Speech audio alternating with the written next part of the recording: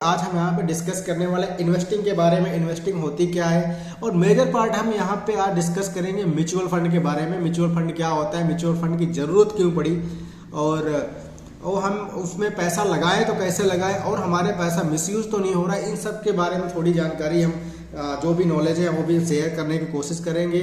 और आप लोगों से उम्मीद करूंगा कि आप लोग भी अगर कुछ भी चीज़ पार्ट ऑफ जितने भी टॉपिक्स यहाँ पे हम कवर करेंगे उसमें से कोई चीज़ गलत हो और कोई चीज़ मैंने गलत इन्फॉर्मेशन दे रखी है तो कमेंट बॉक्स में जरूर करेक्ट करिएगा। कमेंट करके बताइएगा कि सही है कि गलत है। हमारी मंथ के एंड में हमारी सैलरी जब क्रेडिट होती है बैंक में तो कुछ पैसा हमारा उसमें अकाउंट में रह जाता है, कुछ पैसा हम फ्यूचर के कामों के लिए हम सेव करके रखते हैं। तो उस पैसा को बैंक में रखते हैं तो बैंक हमें कुछ पे इंटरेस्ट देता है, लेकिन बैंक हमें इंटरेस्ट कितना देता है? बैंक हमें इंटरेस्ट देता है 3 से 4% का। और हमारी जो महंगाई की जो गवर्नमेंट का डाटा कह रहा है कि महंगाई हमारी, अगर आप यहाँ पे देख सकेंगे इन्फ्लेशन रेट, तो 7 से 8% हर साल महंगाई बढ़ रही है। लेकिन अगर हम रियलिटी में ग्राउंड लेवल की बात करें तो ये 10% के ऊपर जा रही है हमारी महंगाई। बैंक हमारे पैसा जो सेविंग अकाउंट में पड़ा है उस पर हमें रिटर्न दे रहा है 3 से 4%। 7% महंगाई बढ़ रही, तो 3 से 4% हर साल पैसा जो है अपने वैल्यू खो देता है और उसकी वजह से हमारा नुकसान होता है। महंगाई बढ़ रही है, महंगाई बढ़ रही है। गवर्नमेंट का जो डाटा कह रहा है कि 7 से 8% हर साल महंगाई बढ़ रही है।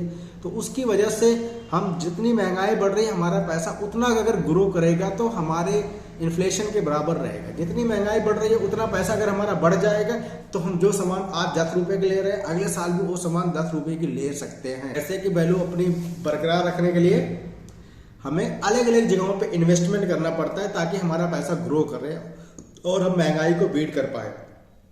तो दोस्तों हमारे हिंदुस्तान में 4 से 5 कैटेगरीज है पैसा इन्वेस्टमेंट करने की। पहली कैटेगरी है हमारा पैसा सेविंग अकाउंट में, जैसे कि आपको पता है सेविंग अकाउंट में 3 से 4% मिलता है। ओके, और दूसरी कैटेगरी है हमारा पैसा एफडी में जाए, यानी फिक्स, जिसको हम फिक्स डिपॉजिट बोलते हैं, वहां पे पैसा रखे। लेकिन फिक्स डिपॉजिट की एक बड़ी कमी है, वहां पे हमें लॉकिंग पीरियड होता है। कुछ सर्टेन टाइम के लिए हमें पैसा वहां पे लॉक करके रखना पड़ेगा, तभी जाके वो हमें रिटर्न देंगे, अदरवाइज हमें कोई रिटर्न नहीं देंगे। हमारा जो इन्वेस्टमेंट है वो है jewellery and gold. Jewellery and gold में हम पैसा लगा सकते हैं, वहां पे रख सकते हैं। गोल्ड की बात करें तो पिछले 1-2 साल में बहुत अच्छा रिटर्न दिया है गोल्ड रेट, 30-40% रिटर्न दे रहा है। लेकिन उसके पहले की बात करें तो गोल्ड ने कम रिटर्न दिए, 7%, 8% दिए। गोल्ड हमारी एफडी को भी बीट कर रहा है और हमारे सेविंग अकाउंट को भी बीट कर रहा है। जो चौथे नंबर की हमारी जो इन्वेस्टमेंट है वो आता है हमारा रियल एस्टेट। रियल एस्टेट यानी कि जमीनों में पैसा डालना, लैंड में पैसा डालना, प्रॉपर्टीज में पैसा डालना। लेकिन इसमें एक मेजर प्रॉब्लम है, इसके लिए हमें बहुत सारा पैसा चाहिए, लाखों करोड़ रुपए चाहिए, फिर जाके हम कहीं प्रॉपर्टी ले सकते हैं। आम आदमी की बस का नहीं है कि इतना महंगा फ्लैट ले सके और उसमें इन्वेस्टमेंट कर सके और आने वाले टाइम में हम फिर उसको सेल करके पैसा कमाएं। 5वीं कैटेगरी निकल के आती है वो है स्टॉक मार्केट, शेयर बाजार। शेयर बाजार इन द सेंस वो बाजार है जहाँ पे कंपनीज के शेयर बिकते हैं। शेयर बिकते हैं मतलब कि वहां पे कंपनियों की हिस्सेदारी बिकती है। और इसी में एक कैटेगरी निकल के आती है म्यूचुअल फंड। वो क्या होता है? म्यूचुअल फंड एक ऐसी जगह है जहां पे हम अपने पैसों को डाइवर्सिफाई कर सकते हैं। डाइवर्सिफाई मतलब कि हम अपने पैसों को एक जगह नहीं रख के अलग अलग जगह पे इन्वेस्टमेंट करें। म्यूचुअल फंड की कई सारी कैटेगरीज हैं, जैसे कि equity mutual fund, depth mutual fund, hybrid mutual fund. तो ऐसी बहुत सारी कैटेगरीज हैं म्यूचुअल फंड में। म्यूचुअल फंड को अलग अलग एएमसी चलाती है। एएमसी में एसेट मैनेजमेंट कंपनी जो होती है, जैसे कि ICICI bank, SBI bank, axis bank, Tata, Motilal Oswal और ऐसे कुछ जो डिस्काउंट ब्रोकर आ गए हैं, अब वो भी फंड मैनेज कर रहे हैं। तो ये सारे फंड मैनेजमेंट कंपनीज हैं जो म्यूचुअल फंड को चलाती हैं। म्यूचुअल फंड में अगर हम रिटर्न की बात करें तो किसी साल एक -4% का भी रिटर्न दे सकते हैं। तो इसमें रिटर्न की कोई गारंटी नहीं होती, लेकिन हाँ एक लंबे टाइम के लिए, अगर लंबे अवधि के लिए आप इसमें इन्वेस्टमेंट करते हैं तो अच्छा रिटर्न देखने को मिलता है। इसमें कोई टाइम ड्यूरेशन नहीं है, लॉकिंग पीरियड नहीं है। आप जब चाहे तब पैसा निकाल सकते हैं, जब चाहे तब पैसा इसमें लगा सकते हैं। इसको चलाने के लिए अलग है जो एएमसीज होती हैं सब। आप एसबीआई बैंक की बात करें, अकेले एसबीआई की बात करो तो इसमें बहुत सारे म्यूचुअल फंड है।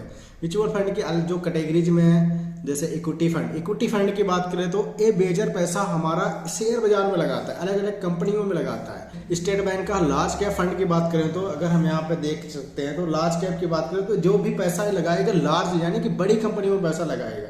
लार्ज कैप मतलब लार्ज स्केल की कंपनी है तो वहां पर रिस्क कम होगा और रिटर्न भी कम होगा, मॉडरेट रिटर्न होगा। रिस्क कम है तो रिटर्न भी कम होगा, लेकिन सर्टेन रिटर्न होता है, ज्यादा इसमें लॉस होने के चांसेस नहीं होते क्योंकि कंपनीज बहुत बड़ी है। अगर आप देखो यहाँ पे सारी बड़ी बड़ी कंपनियों में पैसा लगाया हुआ है, अगर आप यहाँ देखो तो सारी बड़ी बड़ी कंपनियों में पैसा लगाया हुआ है एसबीआई लार्ज कैप ने। अब इसके बाद करते हैं लार्ज कैप के बाद यहाँ पे हमारे जो फंड आता है मिड कैप फंड आता है। मिड कैप फंड का मतलब जो होता है कि जो मीडियम लेवल की कंपनीज होती है उसमें पैसा लगाता है। अगर हम यहाँ पे देखें तो इक्विटी मिड कैप की बात करें तो जो भी पैसा लगा है मीडियम रेंज की कंपनी में पैसा लगा है, मीडियम रेंज की थोड़ी ये रिटर्न ज़्यादा देते हैं बट रिस्क भी थोड़ा ज़्यादा बढ़ जाता है अगर हम मिड कैप में जाते हैं। तो तीसरे नंबर की जो म्यूचुअल फंड है इक्विटी में वो आता है equity small cap fund. Small cap fund में बात करें छोटी कंपनी में पैसा फंड मैनेजर लगाते हैं। छोटी कंपनी में पैसा लगाने इन द सेंस कि छोटी कंपनी होती है बहुत ज़्यादा ग्रो भी कर जाती है, कुछ कंपनी डूब भी जाती हैं जिससे हमारा पैसा लॉस में चला जाता है। यानी कि स्मॉल कैप की कंपनी में रिटर्न बहुत हाई होता है, अगर यहाँ पर रिस्क भी बहुत ज़्यादा होता है। लेकिन अगर हम लंबे अवधि के लिए इन्वेस्टमेंट कर रहे हैं तो हमारा पैसा लॉस नहीं होता है। अगर लॉन्ग टाइम किसी भी फंड को देखो 10 साल 20 साल का रिकॉर्ड देखो तो कोई भी पैसा लॉस नहीं हो रहा है।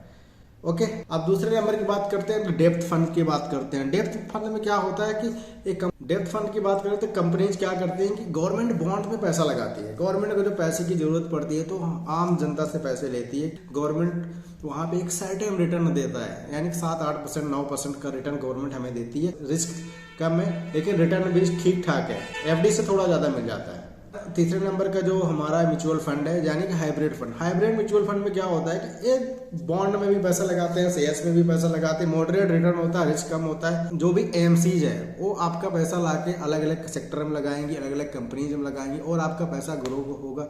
लेकिन जब भी आप उस पैसे को वहां से निकालेंगे, विड्रॉ करेंगे तो वो कंपनियां कुछ परसेंट 0.5% या 1% अपना चार्जेस लेती है, जिसको एएमसी चार्जेस बोलते हैं या फिर ब्रोकरेज कह लो, कुछ भी कह लो।